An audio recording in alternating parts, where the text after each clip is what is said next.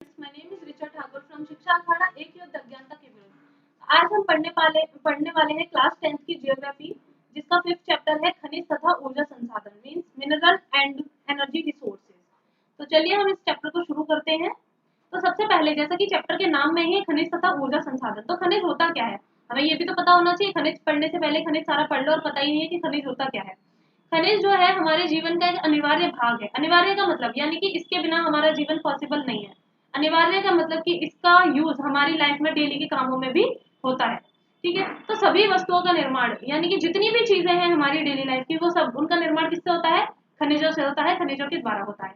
और ये होता क्या है? खनिज ये एक कार्बनिक पदार्थ होता है जिसमें कठोरता होती है, रंग होता है और एक डेफिनेट शेप होती है यानी कि निश्चित आकार होता है।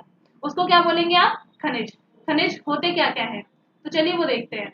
अयस्क अयस्क यानी कि इंग्लिश में इसको बोलते हैं ओर, ORE। एक मिनट में लिख देती हूँ, ORE ओर। अयस्क होते हैं जैसे कि लोहा है आपका, ये खनिज में भी आएगा। ठीक है, मैंगनीज है, अभ्रक है। अभ्रक क्या होता है? अभ्रक की एक परत प्रेस में नीचे लगी रहती है। प्रेस ये क्या होता है? अभ्रक ये होता है हीट का गुड कंडक्टर होता है, बट करंट का बैड कंडक्टर होता है। यानी कि अभ्रक की एक लेयर प्रेस के जब बीच में लगाई जाती है तो उससे क्या होता है? उसे हीट तो मिलती है, वो गर्म तो होती है, लेकिन उससे करंट ट्रांसफर नहीं हो पाता है, तो उससे हमें करंट नहीं लगता है। अभ्रक हो गया। जैसे खनिजों के अंशों का मिश्रित रूप है, क्या है? मिक्सचर रूप है वो अयस्क। अयस्क में ये सारी चीजें आ जाती है। क्या क्या आता है? लोहा आता है, मैंगनीज आता है और अभ्रक आता है। ठीक है, खनिज अयस्कों में पाए जाते हैं। खनिज किन में पाए जाते हैं? अयस्कों में, यानी कि एक तरह से आप देख लीजिए छोटे छोटे टुकड़ों में पाए जाते हैं, जो कि विभिन्न अशुद्धियों के साथ प्राकृतिक अवस्था में होते हैं। अभी हमें नेचुरली मिलते हैं, लेकिन किसमें मिलते हैं? बहुत सारी अशुद्धियों के साथ मिलते हैं। आपने देखा होगा तेल वगैरह भी, जब हम उसकी ड्रिलिंग करते हैं तेल वगैरह मिलता है तो उसको भी हमें पहले फिल्टर करना पड़ता है, तब हम उसको यूज कर पाते हैं। बिना फिल्टर करे हम तेल भी यूज नहीं कर पाते। तो उसी तरीके से जितने भी खनिज हैं वो सब हमें अशुद्धियों के साथ मिलते हैं नेचुरली। जो नेचुरल अवस्था में होते हैं वो अशुद्धियों से होते हैं, इसलिए हमें उन्हें पहले यूज करने से पहले उनको प्योर करना पड़ता है। ठीक है, अब बात करते हैं कि खनिजों का हमारे लिए महत्व क्या है, इतनी इंपॉर्टेंस क्यों है आखिर, जो हम इसको कह रहे हैं कि बहुत ही अनिवार्य भाग है ये हमारे जीवन का। तो दैनिक जीवन में काम आने वाली छोटी से छोटी चीज, हर छोटी से छोटी चीज, जैसे कि सुई से लेकर जहाज तक खनिजों से बनाए गए। इमारतें, पुल, ये भी सब खनिजों से बनाए गए हैं। भोजन में भी खनिज होते हैं, पता है आपको? भोजन में भी मिनरल्स होते हैं, आयरन होता है। अब आप सोचते होंगे कि हमारे खाने में लोहा कैसे आ गया। वो बहुत ही इतने ज्यादा छोटे छोटे टुकड़ों में होता है। नैनो पार्ट्स होते हैं, माइक्रो पार्ट्स होते हैं, वो इतने छोटे छोटे टुकड़ों में जाता है। अगर आप एक साबुत लोहे की छड़ खाओगे तो हो सकता है आप बीमार हो जाओ, आपकी डेथ हो जाए। लेकिन जब हम उसे इतने नैनो पार्टिकल्स में खाते हैं तो वो हमारे शरीर में ब्लड के बनने में, रेड सेल्स के बनने में हेल्पफुल रहता है। ठीक है, अब आती है बात मशीनें और औजार, ये भी खनिजों से बनते हैं। कैसे? क्योंकि मशीनें ज्यादातर किसकी होती हैं? लोहे की होती हैं, तांबे की होती हैं, पीतल की होती है, उनके पार्ट्स इनके होते हैं। और ये क्या है? ये सब खनिज है। ठीक है, ये जमीन से ही मिलता है हमें। इसलिए परिवहन के साधन यानी कि ट्रांसपोर्टेशन के साधन, बस वगैरह किससे बनती हैं? स्टील से, लोहे से, ये सब क्या है? खनिज है। बर्तन, ये भी खनिज, आदि खनिजों से ही बनाए जाते हैं, इसलिए ये हमारे जीवन का एक इम्पोर्टेंट पार्ट है। यहाँ तक क्लियर है? अब देखते हैं खनिजों की प्राप्ति के स्थल, यानी कि खनिज हमें प्राप्त कहाँ कहाँ से होते हैं, ऐसे कौन कौन से स्थल हैं। अब देखिए, आग्नेय तथा कायांतरित चट्टानें, ये आपको पता होगा जब ज्वालामुखी फटता है तो कुछ चट्टानें बहुत अंदर तक जमीन में दब जाती हैं और उनके ऊपर इतना ज्यादा प्रेशर आ जाता है और नीचे से जमीन गर्म होती है तो उसको हीट भी मिलती है और प्रेशर भी मिलती है, जिसकी वजह से वो कायांतरित चट्टानें हम उनको बोलते हैं। क्या बोलते हैं? कायांतरित चट्टानें भी बोलते हैं। जैसे कि उसमें क्या क्या आता है? जस्ता आता है, तांबा आता है, जिंक आता है और सीसा आता है। ठीक है, जस्ता, तांबा, जिंक और सीसा, और ये सब पता है आपको? हम दवाइयों में भी यूज करते हैं ये लोग। हमारे शरीर में जब भी किसी को डिजीज हो जाती है जिसके लिए हमें तांबे की या जस्ते की या सीसे की, जिंक की जरूरत होती है, जिंक टैबलेट्स भी आती हैं, जिंक होता है टैबलेट्स में, तो ये सब हम अपने भोजन में भी यूज करते हैं दवाइयों के तौर पर, ये खाने में भी होता है। ठीक है, अवसादी चट्टानों की परतों में, अवसादी चट्टान कौन सी होती है? जो ताजा ताजा जब लावा निकलता है ज्वालामुखी में से तो जो ऊपर ही बनती जाती है चट्टानें अवसाद से, उसको कहते हैं अवसादी चट्टानें। तो अवसादी चट्टानों की परतों में क्या क्या होता है? कोयला होता है, पोटाश होता है और सोडियम नमक होता है। ठीक है, और धरातलीय चट्टानों से अपघटन से, जो धरातलीय चट्टानें होती हैं वो जब टूटती हैं, उनका अपघटन होता है, टूट टूट कर दूर दूर जाती हैं, उसके अपघटन से भी हमें खनिज प्राप्त होते हैं। जलोढ़ जमाव, जलोढ़ जमाव यानी कि जब मिट्टी कहीं एक जगह से टूटकर दूसरी जगह पर जमाव हो जाती है, उसको कहते हैं जलोढ़ जमाव। प्लेसर निक्षेप, प्लेसर निक्षेप ये आपको मैं बाद में समझाऊंगी, थोड़ी लंबी टर्म है, के रूप में सोना, चांदी, टिन, प्लेटिनम, इनके ये खनिज प्राप्त होते हैं, किसके रूप में? जल और जमाव के रूप में। ठीक है, ये हो गए हमारे प्राप्ति के स्थल। और महासागरीय जल, महासागरीय जल से कौन से खनिज मिलते हैं? नमक मिलता है, मैग्नीशियम मिलता है और ब्रोमाइन मिलता है। ठीक है, अब बात करते हैं आग्नेय और कायांतरित चट्टानों में खनिजों का निर्माण कैसे होता है। ठीक है, अभी मैंने आपको बताया आग्नेय और कायांतरित चट्टानें क्या होती हैं, जो बहुत ज्यादा हीट और प्रेशर से बनती हैं। तो आग्नेय और कायांतरित चट्टानों में खनिजों का निर्माण, आग्नेय और कायांतरित चट्टानों में खनिज दरारों, जोड़ों, भ्रंशों एवं विदरों में मिलते हैं। यानी कि जो दरारें होती हैं या दो जमीनों का जॉइंट होता है या वैलीज होती है, ऊंची नीची जो होती हैं घाटियां, उनको भ्रंश घाटी या रिफ्ट वैली बोलते हैं, उनके विदरों में मिलते हैं।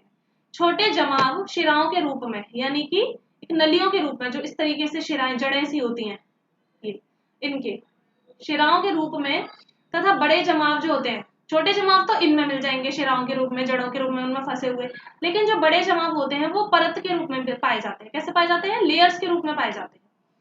जब ये तरल या गैसीय अवस्था में दो दरारों के सहारे भूपृष्ठ की ओर धकेले जाते हैं, जब जमीन के अंदर से गैस और लिक्विड ज्वाला बाहर आती है, जो मैग्मा बाहर आता है दरारों के सहारे से भूपृष्ठ की ओर धकेले जा रहे हैं, किससे? गैसीय अवस्था में और तरल अवस्था में धकेले जाते हैं, तब ऊपर आते हुए ठंडे होकर ये जम जाते हैं। क्या होता है? ऊपर आकर ठंडे होकर जम जाते हैं। अब इसमें मुख्य धात्विक खनिज देखिए, धात्विक यानी कि जो धातु के रूप में होते हैं, उनमें होता है एक जस्ता होता है, तांबा होता है, जिंक होता है और सीसा होता है। धात्विक खनिज यानी कि एक धातु के रूप में प्राप्त होने वाले खनिज कौन कौन से हैं? जस्ता, तांबा, जिंक और सीसा। ठीक है, चलिए नेक्स्ट बात करते हैं भूगर्भ शास्त्री। भूगर्भ शास्त्री क्या होते हैं? भूगर्भ शास्त्री, एक बात बताइए, भूगर्भ क्या होता है? भूगर्भ का मतलब भू का गर्भ, यानी कि हमारी पृथ्वी का गर्भ। जैसे कि ये पृथ्वी है, इसका गर्भ यानी कि इसका सेंटर, इसको भूगर्भ बोलेंगे। और जो इसके बारे में जानकारी इकट्ठी करता होगा, पढ़ता होगा, बताता होगा, उसको क्या बोलेंगे? भूगर्भ शास्त्री। सेम उसी तरीके से जो वे वैज्ञानिक जो चट्टानों की प्रकृति और उनके निर्माण यानी कि ये कैसे बनी उसका अध्ययन करते हैं, उसको क्या बोलते हैं? भूगर्भ शास्त्री। ठीक है, अब बात करते हैं खनन की। खनन क्या होता है? खनन, खनन सुना है आपने चूड़ियों की खनन खनन, लेकिन ये वो खनन नहीं है। ठीक है, ये खनन है तोड़ने फोड़ने वाला, पत्थरों को तोड़ते हैं उसमें भी तो यही आवाज आती है, तो ये वो वाला खनन है। देखिए उसमें क्या होता है, खनन में पृथ्वी के गर्भ से यानी कि पृथ्वी के अंदर से धातु, अयस्क जितने भी हमें मिलते हैं तथा अन्य उपयोगी खनिजों को बाहर निकालना, उनको खोदकर बाहर निकालना, उसको क्या कहते हैं? खनन। बस इतनी सी डेफिनेशन है इसकी। अब देखिए खनिजों को हम डिस्ट्रीब्यूट कैसे करते हैं, यानी कि उनका वर्गीकरण कैसे करते हैं, किस आधार पर करते हैं? तो खनिजों के वर्गीकरण के आधार कौन कौन से हैं? एक तो उनका रंग, रंग के आधार पर वर्गीकरण कर देते हैं। जैसे कि हमें जितने मोस्टली हम देखते हैं काले रंग का अगर हमें कोई भी पत्थर दिखता है हम उसको कोयला बोल देते हैं, तो उसको हम उसके रंग के आधार पर डिस्ट्रीब्यूट कर रहे हैं। होता है चमक के आधार पर, चमक के आधार पर हम उन्हें स्टोन्स या डायमंड्स में कर देते हैं डिवाइड। कठोरता के आधार पर कर देते हैं। घनत्व यानी कि वो कितना भारी है, लोहा भारी होता है, उसकी डेंसिटी के आधार पर हम उसको डिस्क्राइब कर देते हैं। क्रिस्टल के आधार पर उसे क्रिस्टलाइजेशन कितनी अच्छी है उसके आधार पर कर देते हैं। खनिज होते कितने प्रकार के? खनिज होते हैं आपका 3 प्रकार के। कितने? 3 प्रकार के। धात्विक यानी कि जो धातु के रूप में होते हैं, अधात्विक यानी कि जो धातु के रूप में नहीं होते हैं, अधात्विक, और ऊर्जा खनिज यानी कि जो एनर्जी के रूप में मिलते हैं। ठीक है, वो होते हैं ऊर्जा खनिज यानी कि एनर्जी मिनरल्स। अब बात करते हैं धात्विक खनिज की। धात्विक खनिज क्या होते हैं? अभी मैंने आपको बताया जो धातु के होते हैं, वे खनिज जिनमें धातु का अंश अधिक होता है, जिनमें धातु का अंश ज्यादा होगा वो कौन से होगा? धात्विक। ठीक है, ये होते हैं 3 प्रकार के। कौन कौन से होते हैं? एक तो लौह, लौह मतलब जिसमें लोहे का अंश हो, जिसमें लोहा होना ही होना है, उसमें लोहा जरूर होगा। दूसरा अलौह यानी कि जिसमें लोहा बिल्कुल भी नहीं होता। और तीसरा बहुमूल्य खनिज यानी कि जिनकी कीमत ज्यादा है। अब लौह वाले कौन से हैं जिनमें लोहे का अंश होता है? वो होते हैं लौह अयस्क, मैग्नीज, निकल, कोबाल्ट। ये कौन से होते हैं? कि वो होते हैं जो चुंबक से चिपक जाते हैं, वो समझ लो इजी लैंग्वेज में, क्योंकि इनमें लोहा है इसीलिए तो ये चिपकेंगे। फिर होते हैं अलौह वाले, ऐसे भी मिनरल्स होते हैं जिनमें लोहे का अंश नहीं होता, जैसे कि तांबा, ये नहीं चिपके, सीसा, जस्ता और बॉक्साइट। ठीक है, फिर होते हैं बहुमूल्य खनिज। ये तो आप नहीं भी पढ़ोगे तो भी बता दोगे कि बहुमूल्य खनिज कौन से हैं। सोना है, चांदी है और प्लेटिनम। ठीक है, तो ये तो हो गए आपके किसके प्रकार हो गए? धातु, धात्विक, अधात्विक खनिज के प्रकार हो गए। अब बात करते हैं लौह खनिज की। लौह खनिज मैंने अभी आपको बताया था जिसमें लोहे का अंश होता है। क्या होता है लौह खनिज? जिसमें लोहे का अंश होता है, जैसे कि लोहा और मैग्नीज आदि। लौह अयस्क एक आधारभूत खनिज है। आधारभूत मतलब बेसिक खनिज है। बेसिक यानी कि हमें किसी भी चीज के लिए, मेरे ख्याल से ऐसा कोई बंदा नहीं होगा जिसने अपनी पूरी लाइफ में लोहे का यूज ना किया हो। जब से लोहे की खोज हुई है पूरी लाइफ में वो कई बार, न जाने हर दिन में कितनी बार लोहे का यूज करता है, किसी भी इनडायरेक्टली वे में करता हो। तो ये क्या हो गया, आधारभूत खनिज हो गया, यानी कि ये हमारे बेस में है, ये हमारी बेसिक चीज है। औद्योगिक विकास की रीढ़ है। औद्योगिक विकास मतलब इंडस्ट्रियल डेवलपमेंट। इंडस्ट्रीज जितनी भी डेवलपमेंट होती है बिना लोहे के डेवलप हो जाएंगी, कोई चांस ही नहीं है, क्योंकि मशीनरीज भी सारी लोहे की ही होती है। भारत में लौह अयस्क में विपुल संसाधन विद्यमान है।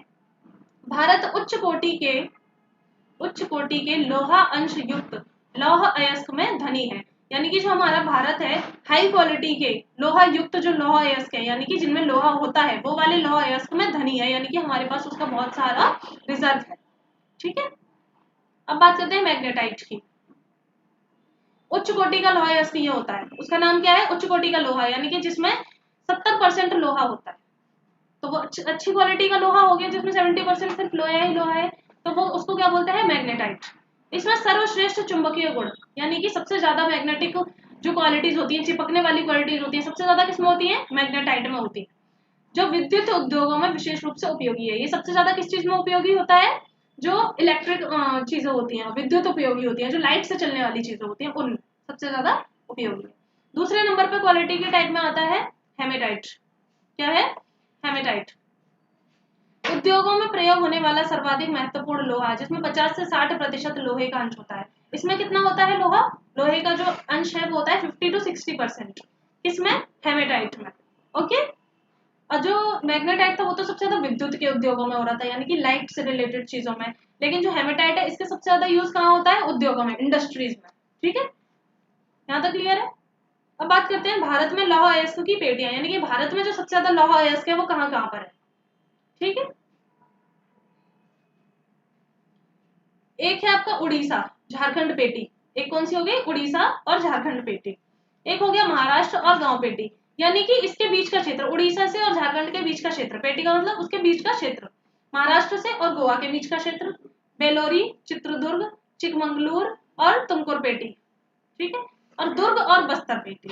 ठीक है, फिर बात करते हैं मैंगनीज की, कि मैंगनीज में क्या होता है। मैंगनीज मुख्य रूप से, मैंगनीज जो है मुख्य रूप से इस्पात, इस्पात मतलब क्या होता है, इस्पात मतलब होता है स्टील। स्टील के विनिर्माण, यानी कि स्टील किससे बनती है, लोहे से। लोहे में जरा सा कार्बन छिड़क दो स्टील बन जाए। ठीक है, तो मैंगनीज जो मुख्य रूप से होती है इस्पात के, यानी कि स्टील के विनिर्माण में प्रयोग की जाती है। ठीक है, उसके निर्माण में प्रयोग की जाती है। 1 टन इस्पात बनाने के लिए, यानी कि 1 टन स्टील बनाने में लगभग 10 किलोग्राम मैंगनीज की आवश्यकता होती है। कितने की होती है, एक टन अगर वो बनानी है, स्टील बनानी है, तो उसमें 10 किलो मैंगनीज जाएगी। ठीक है, इसका प्रयोग ब्लीचिंग पाउडर बनाने में, कीटनाशक दवाएं बनाने में और पेंट बनाने में भी किया जाता है मैंगनीज का यूज। ठीक है, अब बात करते हैं अलौह खनिज, यानी कि इनमें तो लोहा होता ही नहीं, बोल रहा है वो तो अलौह, यानी कि बिना लोहे का, तो इसमें लोहा शामिल नहीं होता है। यद्यपि ये खनिज जिनमें तांबा, बॉक्साइट, सीसा और सोना आते हैं। कौन कौन से होते हैं वो जिनमें लोहा नहीं होता, तांबा होता है, बॉक्साइट होता है, सीसा होता है और सोना होता है। धातु शोधन, इंजीनियरिंग व विद्युत उद्योगों में महत्वपूर्ण भूमिका निभाते हैं। तो जिनमें लोहा नहीं होता वो किन किन चीजों में यूज ज्यादा होते हैं, धातु शोधन, यानी कि जो धातु से और ज्यादा चीजें बनाई जाती हैं, अलग अलग चीजें बनाई जाती हैं, इंजीनियरिंग में और विद्युत उद्योगों में, यानी कि इलेक्ट्रिकल इंडस्ट्रीज में सबसे ज्यादा इनमें यूज होते हैं। ठीक, अब इनमें डिफरेंस देख लेते हैं कि लौह में और अलौह में अंतर क्या है, लौह खनिज और अलौह खनिज में क्या अंतर है। सबसे बड़ा अंतर तो ये लोहा कह रहा है कि मैं लोहे का अंश हूँ, और अलौह कह रहा है मैं लोहे का अंश नहीं हूँ। दूसरे इसमें आते हैं आपके मैंगनीज, निकल और कोबाल्ट, और इसमें आते हैं तांबा, सीसा, जस्ता और बॉक्साइट। बस ये बात। अब बात करते हैं तांबे की। तांबा जो है धातुवर्ध्य, तन्य और ताप सुचालक। ताप सुचालक यानी कि हीट का गुड कंडक्टर है, यानी कि आपने देखा होगा तारों में भी जो वायर्स होते हैं उनमें भी ज्यादातर तांबा यूज किया जाता है, क्योंकि ये हीट का, इलेक्ट्रिसिटी का गुड कंडक्टर होता है, होने के कारण तांबे का उपयोग मुख्यतः बिजली के तार बनाने, इलेक्ट्रॉनिक्स और रसायन, यानी कि केमिकल के उद्योगों में किया जाता है। यहाँ तक क्लियर है। मध्य प्रदेश की बालाघाट खदान, कहाँ की, एमपी की कौन सी खदान है, बालाघाट खदान है, देश का लगभग 52% तांबा उत्पन्न करती है। कितना, लगभग, मतलब पूरे देश में जितना तांबा मिलता है उसका ओनली 52% तो मध्य प्रदेश की बालाघाट खदानों से ही मिल जाता है। ठीक है, यानी कि सबसे ज्यादा भंडार कहाँ पर है, तांबे के एमपी की बालाघाट खदान। फिर बॉक्साइट। बॉक्साइट निक्षेपों की रचना एल्यूमिनियम सिलिकेट से समृद्ध व्यापक भिन्नता वाली चट्टानों के विघटन से होती है। ये ऐसी चट्टानों के टूटने से होती हैं जिनमें सबसे ज्यादा एल्यूमिनियम सिलिकेट होता है। बॉक्साइट की रचना किससे होती है, ऐसी चट्टानों के टूटने से होती है जिनमें सबसे ज्यादा एल्यूमिनियम सिलिकेट होता है। ठीक है, एल्यूमिनियम एक महत्वपूर्ण धातु है, ये तो हमें पता है, क्योंकि ये लोहे जैसी शक्ति के साथ साथ हल्का होता है और सुचालक भी होता है। ठीक है, इसमें अत्यधिक धातुवर्तीय मेलेबिलिटी भी पाई जाती है, घातवर्ध्यता। ठीक है, नेक्स्ट, भारत में बॉक्साइट के निक्षेप यानी कि बॉक्साइट के जमाव, बॉक्साइट के भंडार कहाँ कहाँ मिलते हैं। अमरकंटक पठार में मिलते हैं, मैकाल की पहाड़ियों में मिलते हैं, मैकालो हिल्स भी बोलते हैं इनको, बिलासपुर कटनी के पठारी क्षेत्र में पाए जाते हैं। तो बॉक्साइट के सबसे ज्यादा निक्षेप कहाँ कहाँ पर है, अमरकंटक पठार में, मैकाल पहाड़ियों में, बिलासपुर कटनी के पठारी प्रदेश में पाए जाते हैं। फिर आते हैं अधात्विक खनिज। अधात्विक खनिज क्या है, जिसमें धातु का अंश नहीं है। जैसे अलौह खनिज थे जिनमें लोहे का अंश नहीं था, वैसे भी अधात्विक यानी में इनमें धातु का अंश नहीं है, यानी में इनमें कोई भी मेटल यूज नहीं हो रहा है, कोई भी धातु यूज नहीं हो रही है। तो इसमें क्या हो रहा है, जैसे कि अभ्रक, अभ्रक एक शीट होती है। नमक, नमक में कोई धातु है नहीं है। पोटाश, चूना पत्थर, चूना पत्थर में कोई धातु है, कोई मेटल है नहीं है। संगमरमर, इसमें कोई धातु है नहीं है। बलुआ पत्थर, बलुआ पत्थर एक लाल कलर का पत्थर होता है, ठीक है, इसमें कोई धातु है नहीं है। यानी कि जिनमें धातु नहीं है वो कौन से हो गए, अधात्विक खनिज। ठीक है, अभ्रक देखो, अभ्रक मैंने बोला ना ये एक लेयर होती है, अभ्रक प्लेटों या परतों के रूप में पाया जाता है, लेयर्स के रूप में पाया जाता है। अभ्रक के निक्षेप के प्रमुख क्षेत्र यानी कि अभ्रक कहाँ कहाँ पाया जाता है, एक तो पाया जाता है छोटा नागपुर का पठार झारखंड में, छोटा नागपुर पठार बोलते हैं उसको झारखंड में, और उत्तरी पठारी किनारों पर, और जो उत्तरी पठार है उसके किनारों पर, बिहार झारखंड के कोडरमा गया हजारीबाग पेटी में। ठीक है, राजस्थान में अजमेर के पास पाया जाता है, और आंध्र प्रदेश के नेल्लोर पेटी में। अभ्रक किस किस यूज में आता है, विद्युत और इलेक्ट्रॉनिक्स उद्योगों में प्रयोग किया जाता है, क्योंकि ये हीट तो ले लेता है बट करंट रिलीज नहीं करता है। करंट के लिए बैड, जब भी पता है प्रेस करते करते जब अभ्रक की जो लेयर है वो घिस जाती है तब प्रेस करंट मारना शुरू कर देती है। जैसे ही उसमें से अभ्रक की लेयर घिस जाती है, पतली हो जाती है बहुत ज्यादा, मतलब गायब होने लगती है, तब प्रेस में से करंट मारना शुरू होता है। ठीक, अब आते हैं चूना पत्थर। चूना पत्थर बताओ धात्विक है या अधात्विक है, चूना पत्थर अधात्विक है क्योंकि इसमें कोई भी धातु नहीं पाई जाती है। चूना पत्थर कैल्शियम या कैल्शियम कार्बोनेट या मैग्नीशियम कार्बोनेट से बनी चट्टानों में पाया जाता है। ठीक है, यह अधिकांशतः अवसादी चट्टानों में पाया जाता है, यह अधिकांशतः अवसादी चट्टानों में पाया जाता है। चूना पत्थर सीमेंट उद्योग का एक आधारभूत कच्चा माल होता है, यानी कि बिना चूना पत्थर के सीमेंट नहीं बन पाएगा। तो सीमेंट इंडस्ट्री के लिए सबसे ज्यादा क्या जरूरी है, जैसे कि हलवाई की दुकान के लिए सबसे ज्यादा क्या जरूरी है, चीनी। बिना चीनी के उसका कोई भी प्रोडक्ट नहीं बन सकता है। उसी तरीके से सीमेंट उद्योग में सबसे ज्यादा इंपॉर्टेंट क्या है, चूना पत्थर। चूना पत्थर के बिना उसके यहाँ सीमेंट नहीं बन सकता है। और यह लौह प्रगलन की, लौह प्रगलन यानी कि लौह गलाने वाली, लोहे को गलाने वाली भट्टियों के लिए अनिवार्य है, उनके लिए भी बहुत ज्यादा जरूरी है। अब देखते हैं खनन उद्योग को घातक उद्योग क्यों कहा जाता है। जो हमारा ये खनन उद्योग है यानी कि हम जो खुदाई करते हैं, इस इंडस्ट्री को घातक क्यों कहा जाता है, डेंजरस क्यों कहा जाता है। इस उद्योग से श्रमिकों के स्वास्थ्य और पर्यावरण पर बहुत खराब प्रभाव पड़ता है। ये तो कोई बताने वाली बात है नहीं, क्योंकि जो श्रमिक हैं जो खोदा खादी का काम ज्यादा करते हैं उनके फेफड़ों पर सबसे ज्यादा नुकसान पहुंचता है, और पर्यावरण भी खराब होता है क्योंकि हम ज्यादा से ज्यादा खुदाई करते हैं जिससे मिट्टी को भी लॉस होता है। लगातार धूल व हानिकारक धुएं में सांस लेना पड़ता है श्रमिकों को, श्रमिकों के फेफड़े से संबंधित बीमारियां हो जाती हैं। खदानों में पानी भर जाने या आग लग जाने से श्रमिकों में डर बना रहता है, और कई बार ना खदानों की छत गिर जाती है, खोदते खोदते खदानों की छत नीचे गिर जाती है, ज्यादा खुदाई हो जाती है तो उन्हें अपनी जान भी गंवानी पड़ती है। खनन के कारण क्या होता है, नदियों का जल भी प्रदूषित हो जाता है। भूमि और मिट्टी का अपक्षय होता है, यानी कि मिट्टी को जब हम काटते जा रहे हैं तो उसका अपक्षय तो हो रहा है, खोद रहे हैं तो उसको मिट्टी को लिए काटना तो पड़ता है ना। ये सारे हैं इसके नुकसान, इसलिए इसको घातक बोला जाता है। अब देखिए खनिज संसाधनों का संरक्षण यानी कि उनको बचा के रखना क्यों आवश्यक है। ठीक है, मिनरल और रिसोर्सेज को बचाकर रखना क्यों आवश्यक है, उनका संरक्षण क्यों आवश्यक है। खनिज संसाधनों का संरक्षण आवश्यक है क्योंकि खनिज हमारे उद्योग और कृषि का आधार है, यानी कि बिना खनिजों के ना तो हम कोई इंडस्ट्री बना पाएंगे और ना ही खेती कर पाएंगे, तो इसलिए आधार है। नवीकरण योग्य नहीं है क्योंकि जो हमारे खनिज संसाधन होते हैं ना, ये ऐसा नहीं है कि पेट्रोल की तरह कि आज मतलब सॉरी उसकी तरह लाइट वाइट की तरह, जैसे आज खत्म हो गई सुबह की, वो चला गया तो शाम को फिर हो जाएगा, ये ऐसे नहीं है। ये इनको बनने में करोड़ों सालों का टाइम लग जाता है। तो जब हमें इतनी तेजी से इनको खत्म करेंगे तो ये दोबारा बनने में बहुत ज्यादा टाइम लेंगे, तो ये भी नवीकरण योग्य नहीं है। निक्षेपों की कुल मात्रा बहुत ही कम है, यानी कि जो हमारे पास रिजर्व्स हैं वो बहुत ही कम मात्रा में है, और हम उनका यूज कैसे कर रहे हैं, 10 गुना ज्यादा तेजी से। इनके निर्माण में लाखों वर्ष लग जाते हैं। हम बहुत तेजी से खनिजों का उपयोग कर रहे हैं, इन्हें आने वाली पीढ़ियों के लिए संभाल कर रखना चाहिए। वही बात, एक एडवर्टीजमेंट देखा होगा हमने टीवी पर, उसमें बच्चा अपने पापा को गाड़ी रेड लाइट पर गाड़ी बंद करने के लिए बोलता है पापा मैं अपनी साइकिल की दुकान खोलूंगा। तो उसके पापा कहते हैं क्यों, तो बोलता है क्योंकि हमारे लिए तो पेट्रोल बचेगा ही नहीं, क्योंकि हम रेड लाइट पर भी इंजन ऑफ नहीं करते, इसलिए। क्योंकि ये नवीकरण योग्य नहीं है, क्योंकि इसको दोबारा बनने में लाखों सालों का टाइम लगेगा, इसलिए हमें इसे आने वाली पीढ़ियों के लिए संभाल कर रखना चाहिए, बचाना चाहिए। इसके उपाय क्या है, कैसे कैसे हम इसको बचा सकते हैं। एक तो इन पदार्थों की बर्बादी कम हो, जैसे कि वही एग्जांपल की रेड लाइट पर इंजन ऑन करने का क्या मतलब है, वो तो बर्बादी हो रही है पेट्रोल की। फिर जहां तक संभव हो प्लास्टिक और लकड़ी का प्रयोग करें। प्रमाणित जो होती है ना, प्रूवन प्लास्टिक होती है, जो माइक्रो पॉलीगन्स यूज होते हैं उसमें। एक आपने पिन्नी देखी होगी जो उस पर चार्ज नहीं लगता है, जब भी हम पॉलिथीन वगैरह यूज करते हैं, जब बैन होती है पॉलिथीन वगैरह तो पकड़ लेते हैं, लेकिन एक बहुत ही माइक्रो उससे बनी हुई पॉलिथीन मिलती है, उस पर बैन नहीं होता है। वो अच्छी प्रमाणित पॉलिथीन होती है, उसका और लकड़ी का प्रयोग करें, ज्यादा प्लास्टिक का वैसी का यूज ना करें। खनिज व खनिज सुधार प्रक्रिया में धातु बनने तक कम से कम अपव्यय करें, यानी कि खनन व खनिज सुधार प्रक्रिया में धातु बनने तक कम से कम, मतलब उसको वेस्टेज ना बहुत कम कर दें। खनन हमने खुदाई कर ली, खुदाई से लेके अब जब तक हम उसका प्योरिफिकेशन करेंगे या उससे कोई नई चीज बनाएंगे, उस पीरियड तक हम उसका ना कम से कम वेस्टेज करें। वृद्धि और पुराने माल को रीयूज करें, पुनः उपयोग मतलब रीयूज करें। योजनाबद्ध तरीके से, यानी कि प्लान्ड तरीके से खनिजों का पुनः चक्रण व पुनः उपयोग करें, यानी कि उनको रिसाइकल करें और उनका रीयूज करें।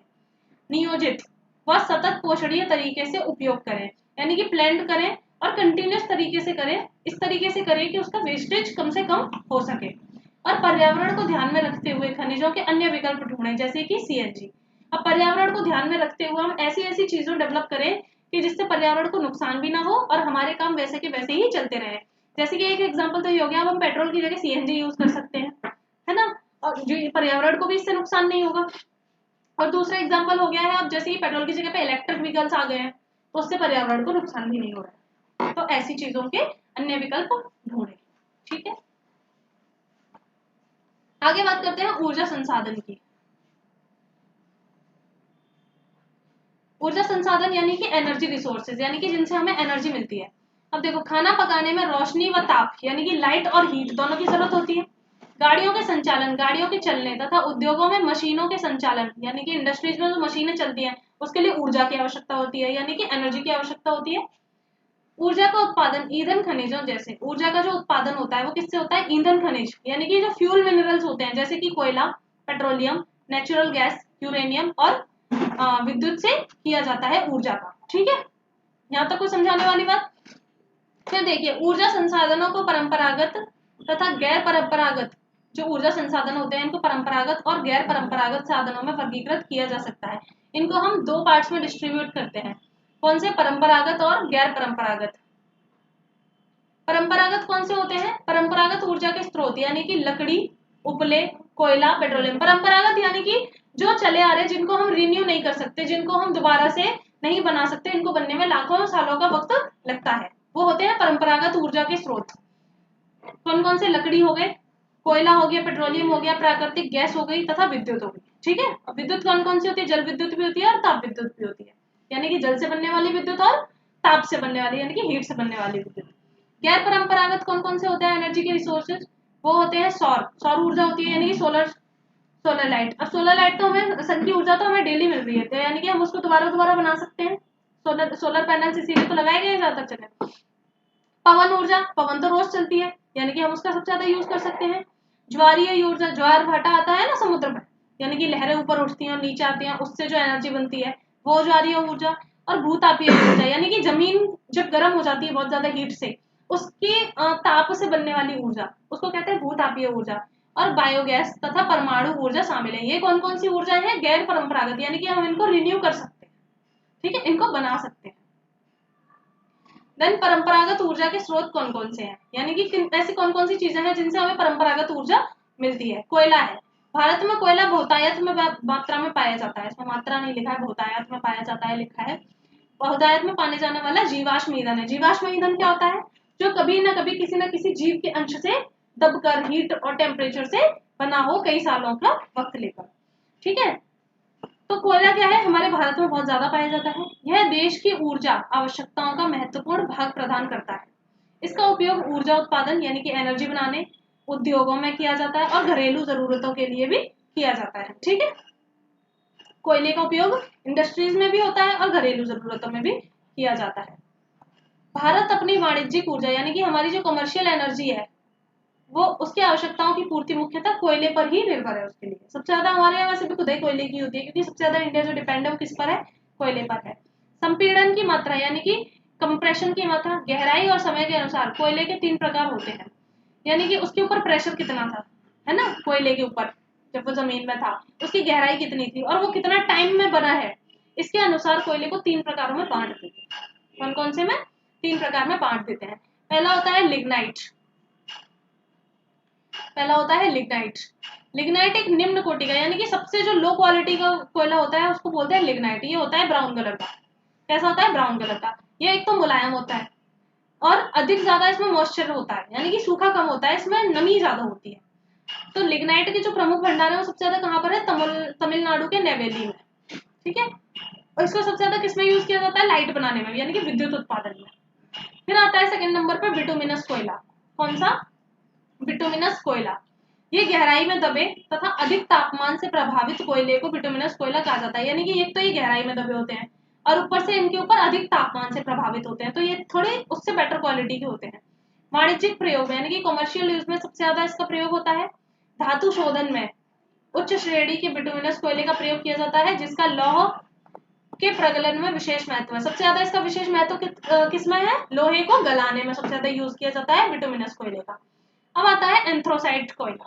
कौन सा, एंथ्रोसाइट कोयला। ये होता है सबसे हाई क्वालिटी का, सर्वोत्तम गुण वाला कठोर कोयला। एक तो कठोर भी होता है और सर्वोत्तम गुण वाला भी कोयला होता है। ठीक है, सबसे ज्यादा अच्छी क्वालिटी का कोयला कौन सा है, एंथ्रोसाइट कोयला। अब बात करते हैं भारत में कोयले की। भारत में कोयला 2 प्रमुख भूगर्भिक युगों के शैल क्रम में पाया जाता है। किसमें, 2 प्रमुख भूगर्भिक युगों के शैल क्रम में पाया जाता है। एक तो है गोंडवाना, जिसकी आयु 200 लाख वर्ष से कुछ अधिक है, और दूसरा है टर्शियरी निक्षेप, जो लगभग 55 लाख वर्ष पुराने हैं। 2 जगहों में पाया जाता है। गोंडवाना कोयले कैसे हैं, जो धातु शोधन कोयला है के प्रमुख संसाधन, इसके प्रमुख संसाधन कहाँ पर है, दामोदर घाटी, पश्चिम बंगाल तथा झारखंड। दामोदर घाटी कहाँ पर है, पश्चिम बंगाल और झारखंड में। झरिया पश्चिम बंगाल में, रानीगंज पश्चिम बंगाल में, बोकारो उड़ीसा में स्थित है। जो महत्वपूर्ण कोयला क्षेत्र है, सबसे ज्यादा महत्वपूर्ण कोयला क्षेत्र कौन से हैं गोंडवाना कोयले के, वो है आपके पश्चिमी बंगाल, झारखंड, झरिया, रानीगंज, बोकारो। ठीक है, गोदावरी महानदी, गोदावरी महानदी, सोन व वर्धा नदी घाटियों में भी कोयले के जमाव पाए जाते हैं। इसमें गोदावरी में, महानदी, ये नदियां हैं, गोदावरी, महानदी, सोन नदी और वर्धा नदी की घाटियां हैं, उनमें भी कोयले के जमाव पाए जाते हैं। ठीक है, अब बात करते हैं टर्शियरी कोयले की। टर्शियरी कोयले के कौन कौन से क्षेत्र हैं। जो टर्शियरी कोयला है ये उत्तर पूर्वी राज्यों जैसे कि मेघालय, असम, अरुणाचल प्रदेश, नागालैंड में पाया जाता है। ठीक है, अब बात करते हैं पेट्रोलियम की। भारत में कोयले के बाद ऊर्जा का दूसरा प्रमुख संसाधन है, वो क्या है, पेट्रोलियम या खनिज तेल। यह ताप व प्रकाश के लिए ईंधन, मशीनों को स्नेहक और अनेक विनिर्माण उद्योगों को कच्चा माल प्रदान करता है। तेल शोधनशालाएं यानी कि जो तेल रिफाइनरीज होती हैं, ऑयल रिफाइनरीज होती हैं, वो संश्लेषित वस्त्र यानी कि सिंथेटिक के जो कपड़े होते हैं, उर्वरक यानी कि जो खाद वगैरह होते हैं, उर्वरक यूज करते हैं ज्यादा खेती में, केमिकल्स यूज करते हैं, तथा असंख्य रसायन उद्योगों में बहुत सारे जो केमिकल्स की इंडस्ट्रीज हैं उनमें एक नोडीय बिंदु का काम करती है, यानी कि उसमें सबसे ज्यादा इंपॉर्टेंट रोल प्ले करती है। ठीक है, भारत का जो 63% पेट्रोलियम है, 100 में से ओनली 63% कुल का, वो ओनली मुंबई हाई से निकलता है। कहां से निकलता है, मुंबई हाई। 18% गुजरात से और 13% असम से आता है। ठीक है, इसके आगे बात करते हैं प्राकृतिक गैस की, यानी कि नेचुरल गैस की। इसे ऊर्जा के एक साधन के रूप में तथा पेट्रो रसायन उद्योग के एक औद्योगिक कच्चे माल के रूप में प्रयोग किया जाता है। किसको? नेचुरल गैस को। ठीक है। कार्बन डाइऑक्साइड के कम उत्सर्जन के कारण, यानी कि कार्बन डाइऑक्साइड के कम उत्सर्जन यानी कि उसके कम ऑब्जर्वेशन के कारण प्राकृतिक गैस को पर्यावरण के अनुकूल माना जाता है। जब हम पेट्रोल वगैरह यूज करते हैं तो उससे सबसे ज्यादा कार्बन डाइऑक्साइड, कार्बन मोनोऑक्साइड निकलती है, जिससे पर्यावरण को बहुत ज्यादा नुकसान होता है। लेकिन जो नेचुरल गैस है, प्राकृतिक गैस है, उससे पर्यावरण को कम नुकसान होता है, यानी कि वो पर्यावरण के अनुकूल है। ठीक है। इसलिए यह वर्तमान शताब्दी का ईंधन है। इसलिए इस टाइम की सेंचुरी का ईंधन सबसे ज्यादा कौन सा है? CNG, compressed natural gas. ठीक है। सबसे ज्यादा जो नेचुरल गैस के विशाल भंडार हैं वो कहाँ पाए गए हैं, कहाँ से मिलती है सबसे ज्यादा नेचुरल गैस? वो जब पाई जाती है कृष्णा गोदावरी नदी बेसिन, यानी कि जो कृष्णा और गोदावरी का नदी का बेसिन है, ये दोनों नदियां हैं, कृष्णा नदी और गोदावरी नदी, इनका जो बेसिन है उसमें प्राकृतिक गैस के विशाल भंडार खोजे गए हैं। और अंडमान निकोबार के जो आइलैंड्स हैं उनमें भी, वो भी महत्वपूर्ण क्षेत्र है जहाँ प्राकृतिक गैस के विशाल भंडार पाए जाते हैं। ठीक है। अब बात करते हैं विद्युत की। विद्युत कैसे बनती है, इलेक्ट्रिसिटी कैसे बनती है? विद्युत मुख्यतः दो प्रकार से उत्पन्न होती है। किससे? दो प्रकार से। एक तो प्रवाही जल यानी कि बहते जल से, जिसको हाइड्रो टरबाइन चलाकर इलेक्ट्रिसिटी बनाई जाती है, और दूसरा अन्य ईंधन जैसे कि कोयला, पेट्रोलियम और प्राकृतिक गैस को जलाने से टरबाइन चलाते हैं और टरबाइन को चलाकर ताप विद्युत उत्पन्न की जाती है। ठीक है। ये दो तरीके होते हैं लाइट को बनाने के। बहुत तेज बहते जल से, बहुत यहाँ आएगा बहुत तेज बहते जल से जल विद्युत उत्पन्न की जाती है, जो एक नवीकरणीय योग्य संसाधन है, यानी कि हम इसको फिर से रिन्यू कर सकते हैं। हाँ, तेज बहते जल से ही तो बन रही है ये इलेक्ट्रिसिटी। भारत में अनेक बहुउद्देशीय परियोजनाएं हैं जो विद्युत ऊर्जा उत्पन्न करते हैं, यानी कि भारत में ऐसे बहुत सारे बांध बनाए गए हैं जो पानी को रोकते हैं, फिर उसको प्रेशर से छोड़ते हैं, जिससे जो स्पीड होती है पानी की वो बढ़ जाती है और इससे इलेक्ट्रिसिटी बनती है। वो कौन कौन से हैं? जैसे कि भाखड़ा नागल है, दामोदर घाटी कॉर्पोरेशन है, कोपिली हाइडल परियोजना है, इत्यादि। ठीक। फिर होती है ताप विद्युत। ताप विद्युत क्या है? ताप विद्युत जो होती है कोयला, पेट्रोलियम और प्राकृतिक गैस के प्रयोग से उत्पन्न करी जाती है। इनको जलाया जाता है और इनसे जो हीट निकलती है उससे उस टरबाइन को चलाया जाता है, फिर वो लाइट बनती है। जैसे कि ये आपको इस इमेज में दिखाई दे रहा होगा। एक मिनट, इसको नीचे कर देती हूँ। अब देखिए, ये इस इमेज में दिखाई दे रहा है, ये किससे बनती है? इसको ताप विद्युत बोलते हैं। ये होती है ताप विद्युत। ये अनवीकरणीय होती है, यानी कि इतने हम इसमें जो रिसोर्सेज यूज कर रहे हैं, कोयला है, पेट्रोलियम है, ये दोबारा जल्दी बनते नहीं है, यानी कि ये अनवीकरणीय है। ठीक है। कैसे हैं? अनवीकरणीय योग्य जीवाश्म ईंधन का प्रयोग करके विद्युत उत्पन्न करते हैं। ठीक है। अब बात करते हैं कि ताप विद्युत और जल विद्युत में अंतर क्या होता है। देखिए अंतर, ये जो ताप विद्युत होती है ये कोयला और पेट्रोलियम और प्राकृतिक गैस से बनाई जाती है, इनका यूज करके बनाई जाती है। लेकिन जो जल विद्युत होती है ये क्या होती है? गिरते हुए जल की शक्ति का प्रयोग करके टरबाइन को चलाने से होती है। ठीक है। जो ताप विद्युत है यानी कि इसमें कोयला पेट्रोलियम का यूज कर रहे हैं, यानी कि इसमें प्रदूषण होता है, प्रदूषण युक्त होती है। और जो जल विद्युत है वो क्या है? बहते हुए गिरते हुए पानी से ही तो बन रही है, तो इसमें प्रदूषण कैसा? ये प्रदूषण रहित है। ठीक है। ये परमानेंट नहीं होती है, कोयला पेट्रोलियम वाली जो है ये परमानेंट नहीं होती है, जिस दिन कोयला खत्म खेल खत्म। ठीक है। लेकिन ये पानी वाली है, ये स्थायी स्रोत। ठीक है। अनवीकरणीय स्रोतों पर आधारित है, यानी कि ये ऐसे रिसोर्सेज पर आधारित है जिनको हम दोबारा से नहीं बना सकते, जैसे कि कोयला और पेट्रोलियम। लेकिन जो जल वाला है, जल जैसे नवीकरणीय स्रोतों पर आधारित है। कौन सी? जल विद्युत। यहाँ तक क्लियर है? भारत में 310 से अधिक ताप विद्युत के केंद्र हैं। कितने हैं? जहां पर ताप से लाइट बनाई जाती है, हीट से लाइट बनाई जाती है, वो है 310 से ज्यादा। लेकिन भारत में अनेकों बहुउद्देशीय परियोजनाएं हैं जिनसे जल के द्वारा बिजली बनाई जाती है। ठीक। जो ताप विद्युत परियोजनाएं हैं ताप विद्युत जिनसे बनाई जाती है वो कौन कौन से हैं? तलचेर, पांकी, नामरूप, उरन और नवेली। और जो जल से विद्युत बनाई जाती है वो मैंने आपको बताया था कौन कौन से? भाखड़ा नांगल और दामोदर घाटी और कोपलिया। ठीक है। तो आते हैं गैर परंपरागत ऊर्जा के स्रोत। गैर परंपरागत यानी कि जिनकी इसमें आते हैं परमाणु तथा आणविक ऊर्जा, यानी कि जो एटम्स से यूज की जाती है ऊर्जा। परमाणु ऊर्जा होती है ना, परमाणु ऊर्जा और आणविक ऊर्जा अणुओं की संरचना को बदलने से प्राप्त की जाती है। इसमें क्या करते हैं ना, अणुओं का स्ट्रक्चर थोड़ा चेंज कर देते हैं, जिससे वो विस्फोट वगैरह करते हैं, उससे जो एनर्जी रिलीज होती है, इससे फिर बिजली बनाई जाती है। जब ऐसा परिवर्तन किया जाता है तो ऊष्मा के रूप में, यानी कि हीट के रूप में काफी ऊर्जा निकलती है, ऊर्जा विमुक्त होती है, और इसका उपयोग विद्युत ऊर्जा उत्पन्न करने में किया जाता है। ठीक है, ये कौन कौन से इसमें को यूज होते हैं? इसमें होता है यूरेनियम और थोरियम, जो झारखंड और राजस्थान के अरावली पर्वत श्रृंखला में पाए जाते हैं। इसका प्रयोग परमाणु तथा आणविक ऊर्जा के उत्पादन में किया जाता है। ठीक है, केरल में मिलने वाली मोनोजाइट रेत में भी थोरियम की मात्रा पाई जाती है। किसमें पाई जाती है? जो केरला में मोनोजाइट रेत है उसमें भी थोरियम पाया जाता है। ठीक है, अब बात करते हैं आणविक शक्ति की, एटॉमिक पावर की। अणु के विखंडन से प्राप्त होती है। ये पावर किससे प्राप्त होती है? अणुओं के विखंडन से, यानी कि अणुओं के टूटने से। और आणविक खनिज, आणविक खनिज किससे होते हैं? परमाणु ऊर्जा को धारण करने वाले पदार्थ, जो जिनमें परमाणु ऊर्जा होती है, जैसे कि यूरेनियम, थोरियम और बेरिलियम। ठीक है, भारत में सौर ऊर्जा का भविष्य उज्जवल है। क्यों सौर ऊर्जा का भविष्य उज्जवल क्यों है? क्योंकि भारत जो है हमारा उष्णकटिबंधीय देश है, यानी कि यहाँ पर गर्मी सबसे ज्यादा पड़ती है। जिस लाइन पर ये आता है भूमध्य रेखा से ऊपर, उस क्षेत्र को उष्णकटिबंधीय क्षेत्र कहते हैं। तो भारत उसी में स्थित है। यह प्रदूषण रहित तो ऊर्जा संसाधन है, यानी कि सौर ऊर्जा जो है इसमें कोई भी प्रदूषण नहीं होता है। ये हमें सन की लाइट से डायरेक्टली प्राप्त होती है। ये नवीकरणीय है, यानी कि हम उसको दोबारा यूज कर सकते हैं।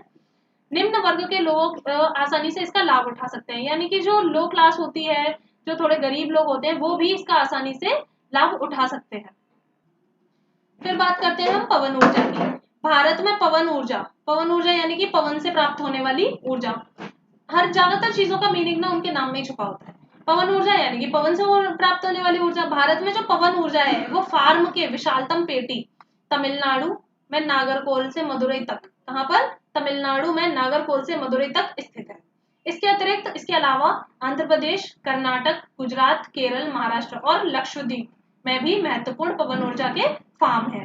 ठीक है, नागरकोल और जैसलमेर देश में पवन ऊर्जा के प्रभावी प्रयोग के लिए जाने जाते हैं। कौन कौन से जाने जाते हैं? नागरकोल और जैसलमेर पवन ऊर्जा के प्रभावी प्रयोग के लिए, यानी कि यहाँ सबसे ज्यादा इफेक्ट पवन ऊर्जा का देखा जाता है। अब बात करते हैं बायोगैस की। बायोगैस क्या होती है? वो ऊर्जा जो घास फूस, कृषि कचरा, जानवर तथा मानव के अपशिष्ट पदार्थ, यानी कि जो वेस्ट प्रोडक्ट होते हैं जानवरों के और मानव के, उनसे प्राप्त की जाती है, उसको कहते हैं बायोगैस। ठीक है, फिर आती है ज्वारीय ऊर्जा। ज्वारीय ऊर्जा मैंने आपको बताया था, जो समुद्र में ज्वार भाटा आता है उससे प्राप्त की जाती है, यानी कि महासागरीय तरंगें, जो महासागर की लहरें होती हैं वो ऊपर भी उठती हैं, नीचे भी जाती हैं। तो इसका प्रयोग करके जो विद्युत उत्पादन किया जाता है इसका प्रयोग किस लिए किया जाता है? विद्युत उत्पादन के लिए किया जाता है। फिर देखते हैं ज्वारीय ऊर्जा के उत्पन्न की प्रक्रिया। ठीक है, उत्पन्न होगा इधर। तो ज्वारीय ऊर्जा के उत्पन्न की क्या प्रक्रिया है, कैसे होती है? ये ज्वारीय ऊर्जा हमें कैसे रिसीव होती है? संकरी खाड़ी, यानी कि जो नैरो होती है, यानी कि वो कम चौड़ी होती है, उसको संकरी बोलते हैं। संकरी खाड़ी के आर पार बाढ़ द्वारा बनाकर बांध बनाए जाते हैं। उच्च ज्वार में इस संकरी खाड़ी नुमा प्रवेश द्वार से पानी भीतर आ जाता है और द्वार बंद होने पर बांध में ही रह जाता है। बाढ़ द्वार के बाहर ज्वार उतरने पर, जब ज्वार उतरेगा यानी कि पानी कम होगा, तो बांध के पानी को इसी रास्ते से पाइप द्वारा समुद्र की तरफ बहाया जाता है, जो इसे उत्पादक टरबाइन की ओर ले जाता है। जब वो टरबाइन घूमेगा तो बिजली उत्पादित होगी, इसलिए इसको क्या बोलते हैं? ज्वारीय ऊर्जा। क्योंकि ये पहले ज्वार आया, दो खाड़ियां हैं मान लीजिए, ये खाड़ियां हैं। खाड़ी मतलब पहाड़ों के बीच का रास्ता, ये समझ लीजिए, खड़े पहाड़ बोलते हैं खाड़ी। ठीक है, ये समझ लीजिए खड़े पहाड़। मैं आपको समझाती हूँ। ये देखिए, ये रास्ता है, खड़े पहाड़ है। अब जैसे ही समुद्र के पानी का लेवल बढ़ा, मान लो इनमें पानी भर गया, ठीक है, तो ये तो क्या आया? ज्वार आया। भाटा का मतलब पानी का लेवल गिर गया, अब पानी रह गया यहाँ तक। तो अब ये जो इनमें पानी भर गया है, इसको एक पतले पाइप के माध्यम से छोड़ा जाएगा, तो वो बड़े प्रेशर के साथ निकलेगा। जैसे ही वो प्रेशर के साथ निकलेगा, उससे हम टरबाइन घुमाएंगे, टरबाइन घूमेगा तो बिजली पैदा होगी। समझ में आया? इसको बोलते हैं ज्वारीय ऊर्जा। क्लियर है यहाँ तक? इस तरीके से ज्वारीय ऊर्जा उत्पन्न की जाती है। अब देखिए, भारत में ज्वारीय ऊर्जा उत्पन्न करने की आदर्श स्थान, यानी कि कौन सी अच्छी अच्छी जगह है जहां पर आसानी से ज्वारीय ऊर्जा उत्पन्न करी जा सकती है। वो जगह है खंबात की खाड़ी, यानी कि गुजरात में, कच्छ की खाड़ी, यानी कि इनकी शेप ना पता कैसे बनी हुई है, जैसे ये गुजरात है, गुजरात की शेप ऐसे बनी हुई है। तो जो 3 जगह से घिरा हुआ पानी होता है, 1 2 3 जगह से इसमें पानी घिरा हुआ है, तो इसको ऑटोमेटिकली इसको खाड़ी बोलते हैं। ठीक है, तो सबसे ज्यादा अच्छी जगह ज्वारीय ऊर्जा के लिए कौन कौन सी है? एक तो खंबात की खाड़ी हो गई, ये भी गुजरात में है। कच्छ की खाड़ी हो गई, ये भी गुजरात में है। ठीक है, पश्चिमी तट पर गुजरात में और पश्चिम बंगाल में सुंदरवन क्षेत्र, पश्चिम बंगाल का जो सुंदरवन डेल्टा वाला क्षेत्र है, गंगा के डेल्टा में ज्वारीय तरंगों द्वारा ऊर्जा उत्पन्न करने की आदर्श दशाएं उपस्थित है, यानी कि यहाँ आसानी से ज्वारीय ऊर्जा प्राप्त करी जा सकती है। फिर आते हैं भूतापीय ऊर्जा पर। भूतापीय मैंने बताया था कि वर्ड का मीनिंग ना उसके नाम में ही ज्यादातर छुपा रहता है। भूतापीय, भू ताप, यानी कि जमीन हो गई गर्म, उससे जो मिली हमें ऊर्जा वो हो गई भूतापीय ऊर्जा। तो पृथ्वी के आंतरिक भागों से ताप का प्रयोग कर, जो पृथ्वी के अंदर के भाग हैं उनमें जितनी हीट है उसका यूज करके जो हम उत्पन्न एनर्जी को उत्पन्न करते हैं, यानी कि विद्युत को उत्पन्न करते हैं, उसको भूतापीय ऊर्जा कहते हैं। ठीक, अब देखिए ऊर्जा का संरक्षण, यानी कि ऊर्जा को हम बचा के कैसे रख सकते हैं, इस ऊर्जा का संरक्षण कैसे किया जा सकता है। जरूरत ना होने पर बिजली बंद कर देनी चाहिए। ये तो शायद आपके घर पे ना जो बिजली का बिल आता होगा उसमें भी लिखा होता होगा, जरूरत ना होने पर बिजली का उपयोग ना करें। ठीक है, तो इससे क्या होगा, हमारी एनर्जी बचेगी, हमारी एनर्जी नहीं, विद्युत लाइट वाली एनर्जी वो बचेगी। सार्वजनिक वाहनों का उपयोग करना चाहिए, यानी कि जब हम प्राइवेट गाड़ियों का यूज थोड़ा कम कर देंगे तो पेट्रोल भी कम बचेगा। सार्वजनिक वाहनों का यूज करेंगे, जैसे कि बस से ही जाने लगेंगे, ऐसे सार्वजनिक वाहन यानी कि जो सबके लिए चलते हैं, ठीक है, उनका उपयोग करेंगे। परंपरागत ऊर्जा के स्रोत सीमित है, यानी कि कुछ ऐसे स्रोत हैं जो मैंने आपको बताए थे, कोयला पेट्रोलियम है, ये लिमिटेड है, तो इनका प्रयोग बड़े ध्यान से करें, कम कम करें, लिमिटेड प्रयोग करें इनका। और नवीकरणीय साधनों का प्रयोग करें, ऐसे साधनों का प्रयोग ज्यादा करें जो हम रीन्यू कर सकते हैं, जैसे कि सोलर एनर्जी है ना, टाइडल एनर्जी यानी कि ज्वारीय ऊर्जा जो मैंने अभी आपको बताया ये है, और जो परमाणु ऊर्जा वगैरह इनसे रिलेटेड जो एनर्जी है उसका ज्यादा यूज करें। ठीक है, विद्युत बचत करने वाले उपकरणों का प्रयोग करें, ऐसे उपकरणों का, ऐसे मतलब लोग एसी लेते हैं तो ये 3 स्टार 4 स्टार 5 स्टार देख के क्यों लेते हैं, क्योंकि उससे क्या होता है, बिजली का बिल बचता है, विद्युत बचती है ना, इलेक्ट्रिसिटी उनमें कम यूज होती है। तो ऐसे उपकरणों का यूज करें जिनसे विद्युत बचे। ठीक है, और कारपूलिंग जो भी। चलिए, तो यहाँ होता है आपका चैप्टर समाप्त। हमसे जुड़े रहने के लिए धन्यवाद।